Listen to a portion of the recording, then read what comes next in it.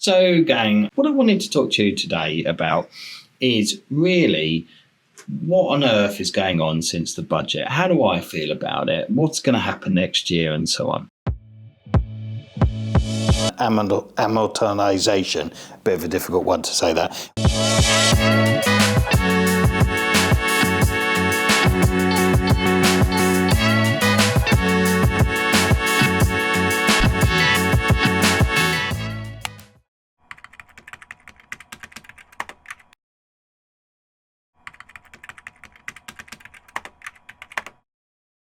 If I'm honest, I don't want to be too doom and gloom, and don't worry, you see to the end of this video and there are some more happier times if you like, but it is of great concern to me, the plans. I understand that they needed to make adjustments, and I do understand that coronavirus and all the expenditure wasn't easy for either government, to be honest. I wouldn't have wanted to be in those shoes, would you? And they made decisions that we're now having to pay for. That's kind of the crux of it, really. But, of course, with every decision that they make, there is inevitably going to be a knock-on effect. Now, I'm representing more of the business community, and we got hit hard. But I do think that it's a little bit of a secret way of hitting the general public hard without actually making that kind of public news, if you like. So businesses are going to have a choice. National insurance, for instance. So it goes up by 1.5%. Now, to your normal standard human or domestic person, 1.5% increase on anything is generally not a lot unless you're talking mortgages and you understand that. But 1.5% is a considerable amount of money on a lot of businesses, especially if you're employing like kind of 25 to 250 members of staff. It's a fair significant amount. You're going to look at adding a few £1,000s minimum to your national insurance bill, plus the threshold where you have to start paying it is higher as well. So there will be some definite impact on businesses.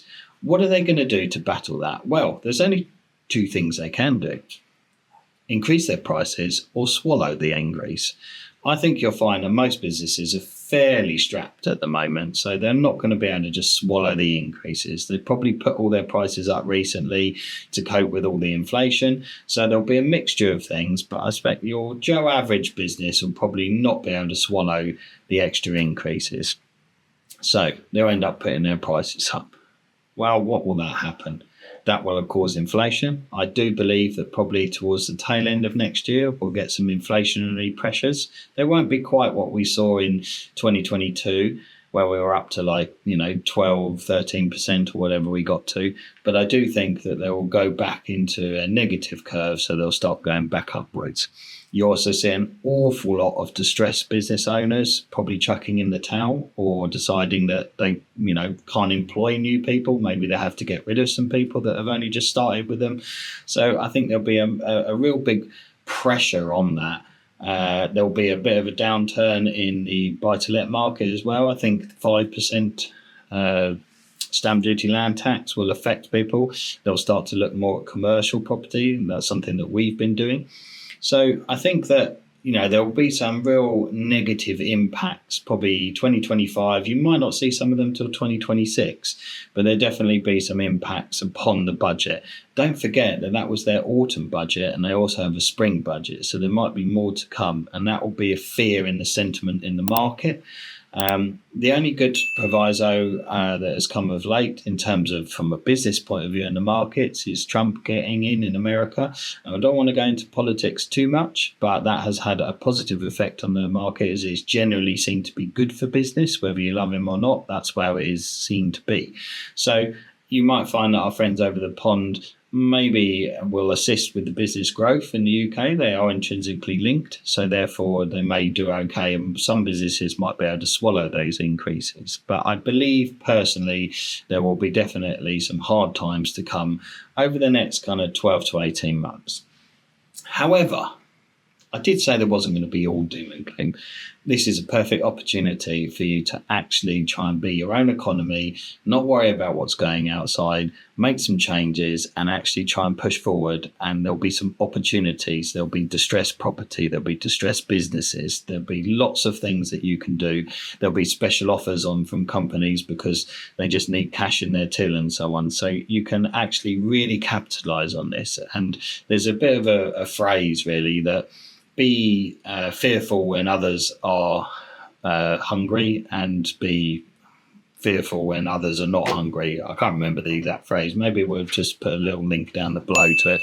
But it's a Warren Buffett phrase, which is basically like, be worried when everybody else is like going crazy and everything's all going all really well, but be really advantaged and like seize those opportunities when the markets are down, basically. So money can be made when there's a downturn, and when there's an upturn and everything's all rosy, it's actually a lot harder to make money in those times. So just bear that in mind as we go into 2025.